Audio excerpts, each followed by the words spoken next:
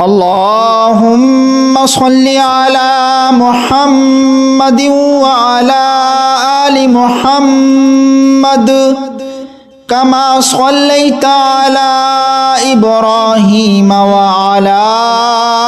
آل إبراهيم إنك حميد مجيد. اللهم بارك على محمد وعلى آل محمد كما باركت على إبراهيم وعلى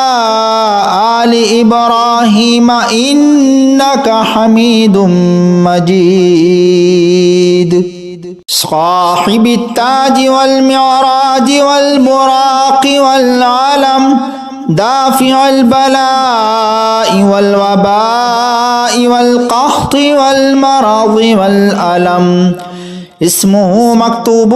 مرفوع مشفوع معقوش في اللوح والقلم، سيد العرب والعجم، جسمه مقدس معطر مطهر منور في البيت والحرم، شمس الضحى بدر الدجى صدر العلا نور الهدى كهف الورى مصباح الظلم، جميل الشيم شفيع الأمم صاحب الجود والكرم، والله تعالى عاصمه وجبريل عليه السلام خادمه، والبراق مركبه والمعراج سفره، وسدرة المنتهى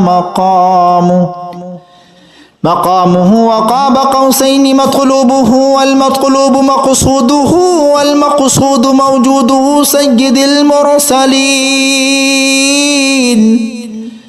خاتم النبيين شفيع المذنبين أنيس الغريبين،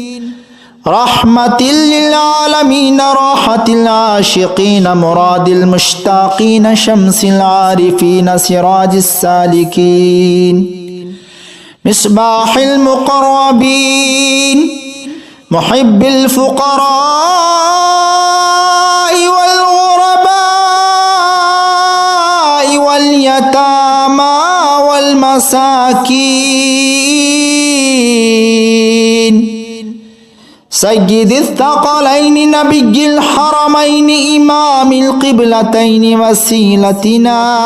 إلى الله تعالى في الدارين، صاحب قاب قوسين محبوب رب المشرقين ورب المغربين، جد الحسن والحسين مولانا ومولى الثقلين، أبي القاسم سيدنا ومولانا محمد صلى الله تعالى عليه وسلم، ابن عبد الله، نور من نور الله،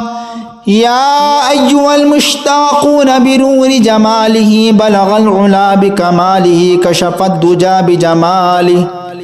حسنت جميع خصاله، صلوا عليه وآله وأصحابه وسلموا تسليما كثيرا كثيرا. أعوذ بالله من الشيطان الرجيم، بسم الله الرحمن الرحيم.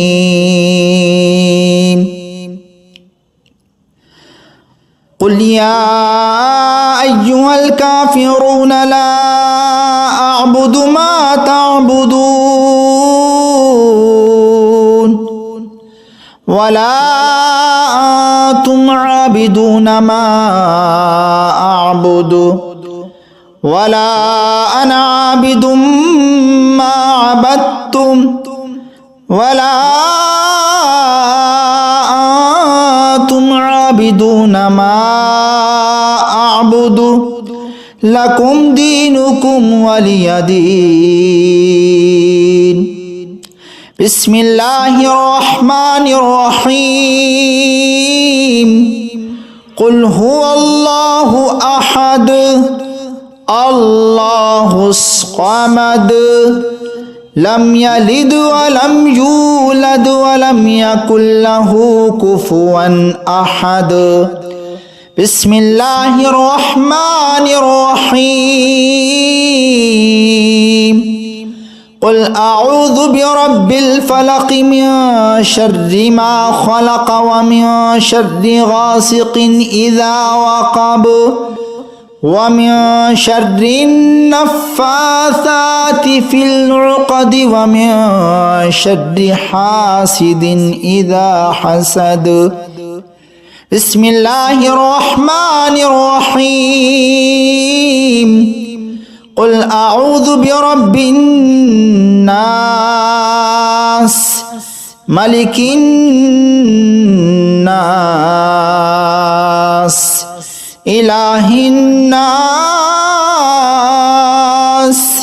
من شر الوسواس الخناس الذي يوسوس في صدور الناس من الجنة والناس بسم الله الرحمن الرحيم تبارك الذي بيده الملك وهو على كل شيء قدير الذي خلق الموت والحياة ليبلوكم أيكم أحسن عملا وهو العزيز الغفور الذي خلق 7 سماوات طباقا ما ترى في خلق الرحمن من تفاوت فرجع البصر هل ترى من فطور ثم رجع البصر كرتين ينقلب إليك البصر خاسئا وهو حسير ولقد زينا السماء الدنيا بمصابيح وجعلناها رجوما للشياطين وأعتدنا لهم عذاب السعير وللذين كفروا بربهم عذاب جهنم وبئس المصير إذا ألقوا فيها سمعوا لها شهيقا وهي تفور تكاد تميز من الغيظ كلما ألقي فيها فوج سألهم خزنتها ألم يأتكم نذير قالوا بلى قد جاءنا نذير فكذبنا وقلنا ما نزل الله من شيء إن أنتم إلا في ضلال كبير وقالوا لو كنا نسمع أو نعقل ما كنا في أصحاب السعير فاعترفوا بذنبهم فسحقا لأصحاب السعير إن الذين يخشون ربهم بالغيب لهم مغفرة وأجر كبير وأسروا قولكم أو اجهروا به إنه عليم بذات الصدور ألا يعلم من خلق وهو اللطيف الخبير هو الذي جعل لكم الأرض ذلولا فامشوا في مناكبها وكلوا من رزقه وإليه النشور أأمنتم من في السماء أن يخسف بكم الأرض فإذا هي تمور أم أمنتم من في السماء يرسل عليكم حاصبا فستعلمون كيف نذير ولقد كذب الذين من قبلهم فكيف كان نكير أولم يروا إلى الطير فوقهم صافات ويقبضن ما يمسكهن إلا الرحمن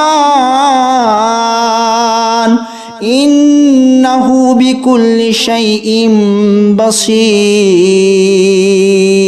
أمن هذا الذي هو جند لكم ينصركم من دون الرحمن إن الكافرون إلا في غرور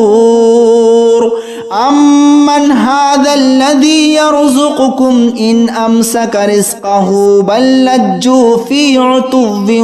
ونفور أفمن يمشي مكبا على وجهه أهدى أمن يمشي سويا على صراط مستقيم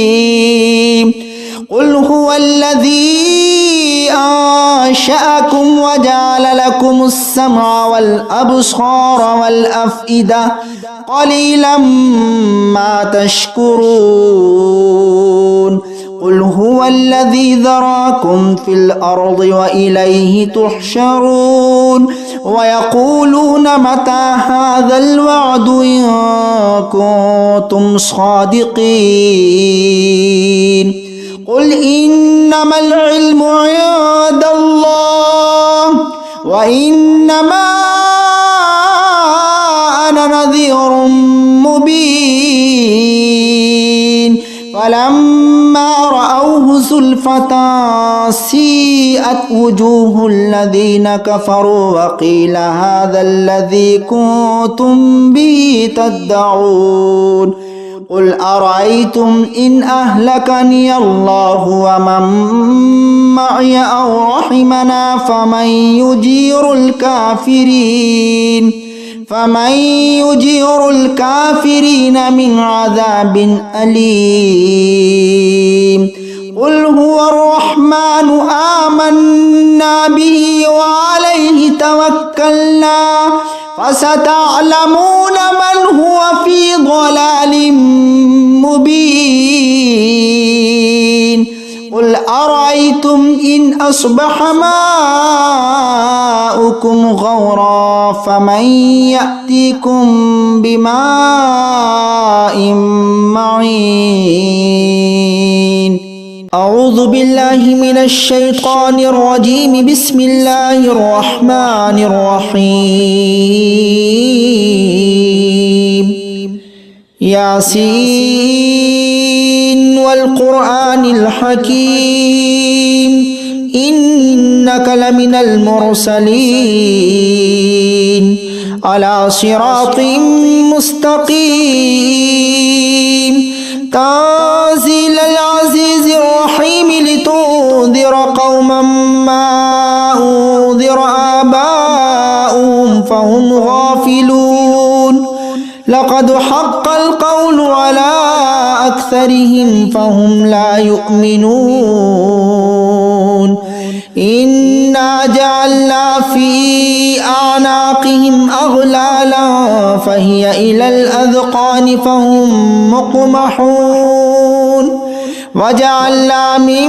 بين أيديهم سدا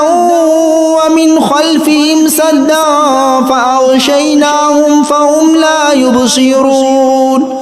وسواء عليهم أنذرتهم أم لم تنذرهم لا يؤمنون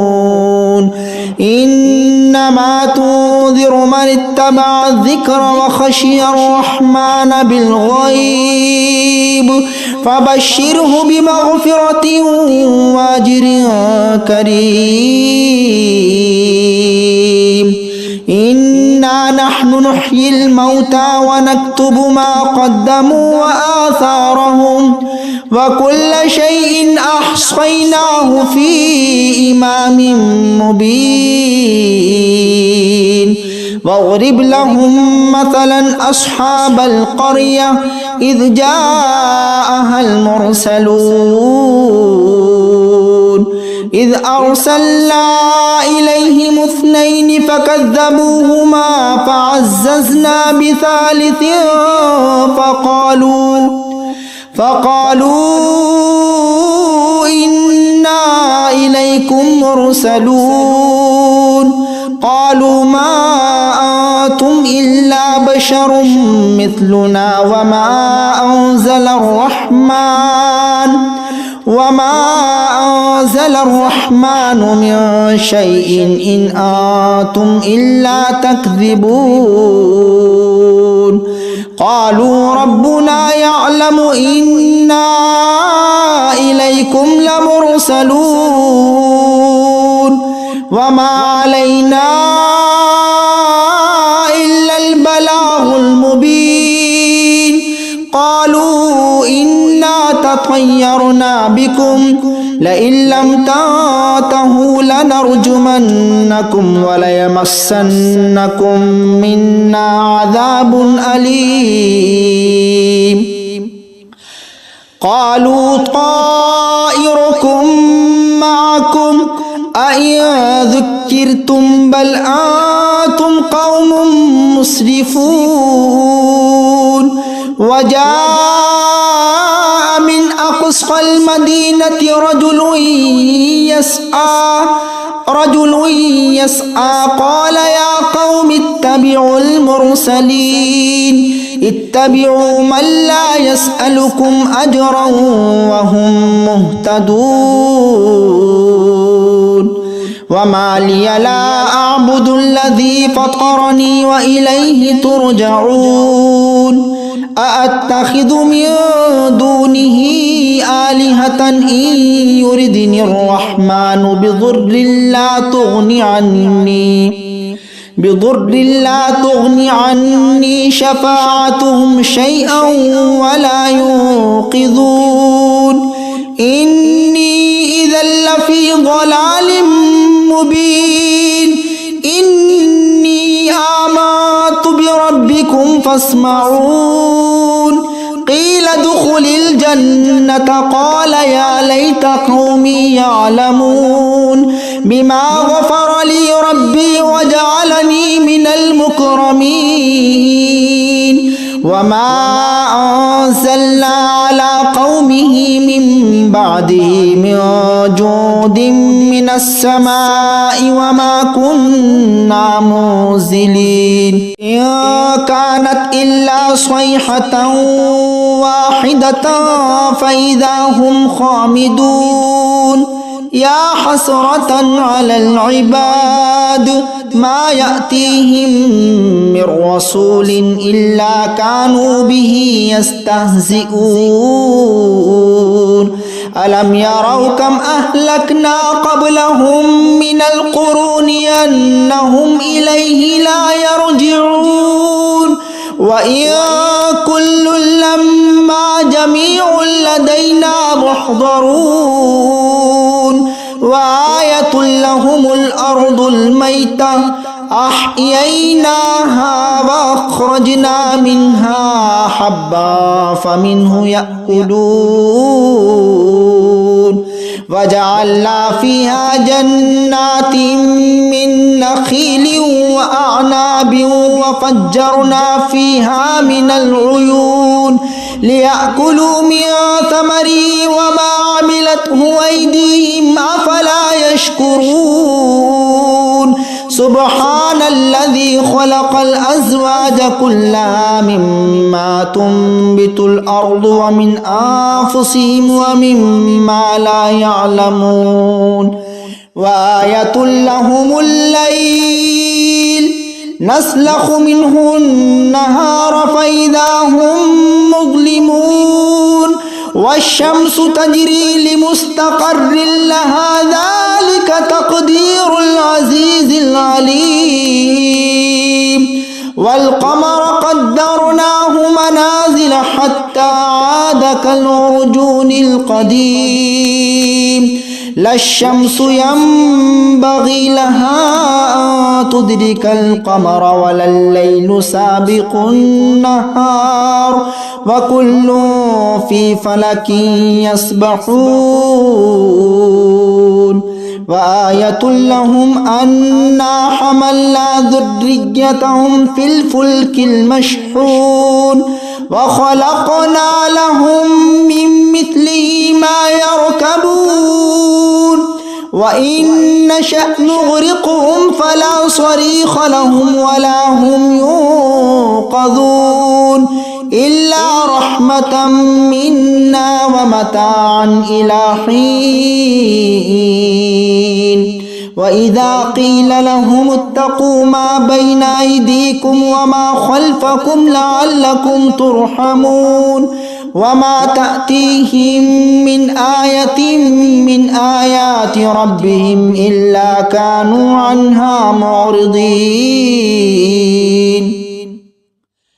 وإذا قيل لهم أنفقوا مما رزقكم الله قال الذين كفروا للذين آمنوا أنطعم من لو يشاء الله أطعمه إن أنتم إلا في ضلال مبين ويقولون متى هذا الوعد إن كنتم صادقين ما ينظرون إلا صيحة واحدة تأخذهم وهم يخصمون فلا يستطيعون توصية ولا إلى أهلهم يرجعون ونفخ في الصور فإذا هم من الأجداث إلى ربهم ينسلون قالوا يا ويلنا من بعثنا من مرقدنا هذا ما وعد الرحمن وصدق المرسلون إن كانت إلا صيحة واحدة